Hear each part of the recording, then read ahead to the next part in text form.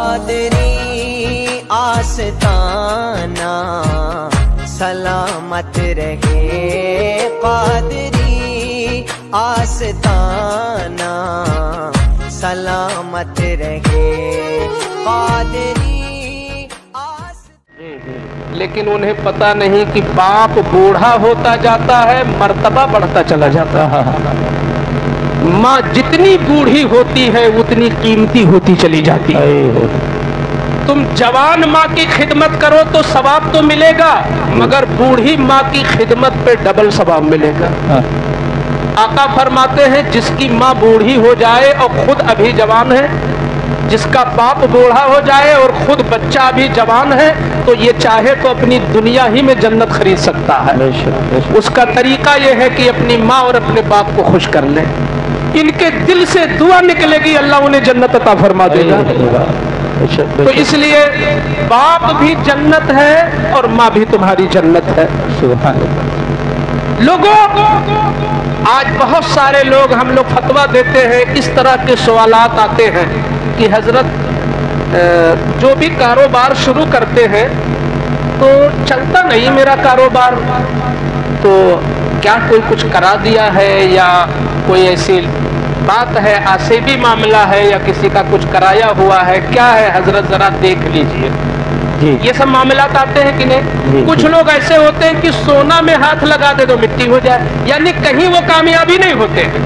Hotel کھولے نہیں چلا، کچھ اور کاروبار کیے نہیں چلا، چلے گئے مائنس میں چلے گئے، بالکل پونجی بھی چلی گئی۔ کتنے ایسے لوگ ہیں؟ تو وہ اب ایسی صورت میں وہ اپنا دماغ لگاتے ہیں کہ یار کس سے پوچھیں معاملہ کیا ہے۔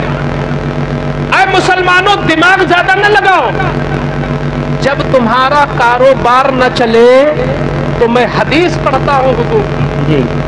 آقا ارشاد فرماتے ہیں اذا ترک العبد الدعاء للوالدین انقطع عنہ الرزق، جب اولاد اپنی ماں اور اپنے باپ سے الگ ہوتا ہے، اولاد جب الگ ہوتی ہے اور اس کو ترک کر دیتی ہے، بے نیاز ہو جاتی ہے، تو اللہ دنیا میں اس کی روزی تنگ کر دیتا ہے۔ تو جب کبھی آپ کی روزی نہ چلے، جب آپ کا کاروبار نہ چلے، جب آپ کا کوئی کاروبار ٹھپ ہو جائے، برکت نہ ہو، کسٹمر نہ آئے، تمہاری پونجی ختم ہو جائے، تو کسی سے دعا کرانے سے پہلے اپنی ماں سے دعا کرا لے، اپنے باپ سے دعا کرا لے، انشاءاللہ ان کی دعا کبھی رد نہیں ہو سکتی۔ سبحان اللہ، سبحان اللہ، حق ہے حضرت، ماشاءاللہ۔ اچھا یہ بتاؤ، شہروں میں پیسے والے لوگ 10,000 20,000 40,000 روپیہ خرچ کر کے کسی کو بلاتے ہیں دعا کرانے کے لیے کہ حضرت قدم رکھ دیجئے اور دعا کر دیجئے، 20-25 ان کا اسی میں خرچ ہو جاتا ہے۔ یہ بڑی قیمتی بات بول رہا ہوں، یہ ہم سب کے لیے ہے۔ کسی سے بنیاد رکھوانا ہے، ارے فلاں عالم کو بلاؤ، فلاں آل رسول کو بلاؤ، فلاں پیر کو بلاؤ، 25,000 50,000 60,000 خرچ ہوا صرف اینٹا رکھوانے کے لیے۔ لیکن آپ دل سے بتاؤ، دل سے بتاؤ، میں اپنی بات کرتا ہوں، یہ بتاؤ کیا میں اس دل سے دعا کر پاؤں گا آپ کے لیے جس دل سے تیرا باپ دعا کر دے گا؟ میرے سینے میں اللہ نے وہ دل نہیں رکھا ہے جو تمہارے باپ کے دل میں تمہارے لیے رکھا ہے۔ اس لیے ہمیشہ اپنی ماں اپنے باپ سے دعا کرو۔ دکان نہ چلتی ہو جب نکلنے لگو صبح تو ان کی آنچل چوم لو، ان سے دعا کرا لو، باپ کا ہاتھ چوم لو، ان سے دعا کرا لو، انشاءاللہ تمہارے گھر میں سکون آ جائے گا۔ اور ساتھ ہی ساتھ میں ماں باپ سے بھی گزارش کروں گا کہ جو لوگ یہاں باپ ہیں یا جو مائیں ہیں ان تک میرا میسج پہنچا دیں کہ جس کا مقام بلند ہوتا ہے اس کی ذمہ داری بھی زیادہ ہوتی ہے۔ جس کا مقام بلند ہوتا ہے اس کی ذمہ داری بھی زیادہ ہوتی ہے۔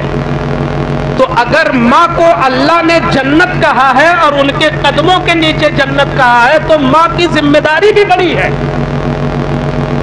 صرف یہی نہیں کہ ہم پیدا کر کے چھوڑ دیں، माँ की भी जिम्मेदारी है और बाप की भी जिम्मेदारी है। क्या जिम्मेदारी है? सबसे बड़ी जिम्मेदारी यह है कि माँ बाप अपनी औलाद में इंसाफ करें। कभी ऐसा होता है कि 4 बेटे हैं, माँ बाप कभी बड़े को कभी छोटे को। अगर सारी औलाद के साथ आप इंसाफ नहीं करते हैं, कयामत के दिन खड़े किए जाएंगे।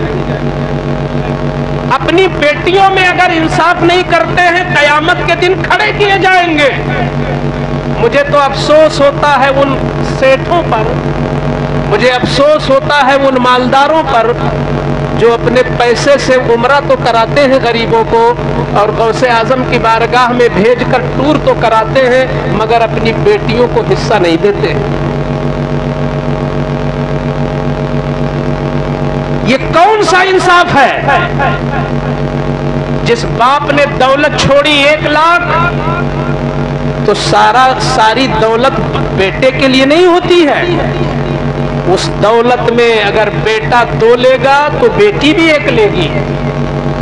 हमारे देहात में ये माहौल न कायम है न कोई बताता है। बाप मर गया, माँ चली गई, घर भी बेटा ले लिया, खेत भी बेटों ने ले लिया, जितना जो कुछ घर में था वो बेटों ने ले लिया, बैंक बैलेंस बेटों ने ले लिया। बेटी को क्या मिला? त्योहार में आ जाओ, खाना खा लो, जाने लगो तो 100 रुपया ले लो। पकड़े नहीं जाएंगे? जिस घर पे तुमने कब्जा किया है, तुम्हारा 2 हिस्सा था, 1 हिस्सा तुम्हारी बहन का था। इसलिए मैं इस मौजा के लोगों को आज ये नसीहत करके जाना चाहता हूं कि किसी का हक अगर तुम खा के गए हो तो समझो बहुत गरीब बन के जा रहे हो कयामत के दिन। सहाबा ने पूछा, या रसूल अल्लाह गरीब कौन है? गरीब कौन है?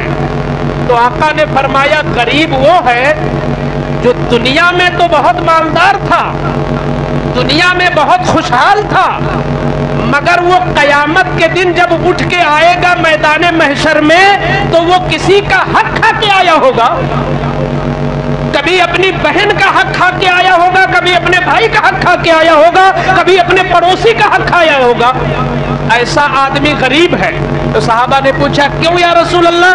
तो आका ने फरमाया, जिसका हक दुनिया में खाया था, अब कयामत के दिन अल्लाह खड़ा करेगा और फरिश्तों से कहेगा कि यहाँ तो ये कमा के दे नहीं सकता, लिहाजा इसकी नेकियां उसको दे दो, इसकी नेकियां दे दो।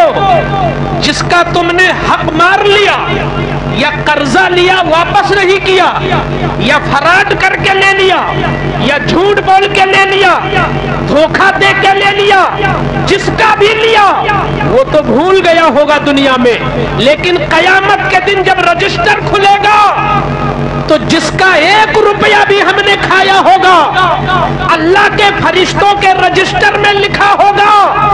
तो रब फरमाएगा, ये अब दे तो कहां से दे, इसलिए इसकी नेकियां उसको दे दो। नेकियां दी जाएंगी, फिर फरिश्ते कहेंगे, या अल्लाह इसकी नेकियां खत्म हो गई मगर अब भी ये हक खाए हुए हैं। तो अल्लाह फरमाएगा, फिर उसका गुनाह इसके सर पे डाल दो और जहन्नम में ढकेल दो। तो आका ने फरमाया, इससे बड़ा गरीब कौन है कि वो समझ रहा था मैं बहुत बड़ा मालदार हूं और कयामत के दिन दूसरों का हक खा के पहुंचेगा वो। इसलिए आपको मसला बताता हूं, जो लोग बाप हैं वो अपनी जिंदगी में अपने बेटों को हिदायत करते हैं और हो सके तो मरने से पहले बांट दो, मरने से पहले बांट दो। जैसे 4 लाख रुपया है और 2 बेटी है, 1 बेटा है और 4 लाख की जायदाद है, तो आप कैसे बांटोगे?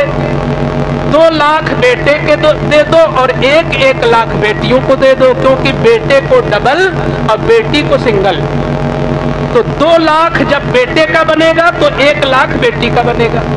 तो इस तरह खेत, जमीन, मकान, बैलेंस जो कुछ है सबका निकाल कर एवरेज अपनी जिंदगी में फैसला कर जाओ।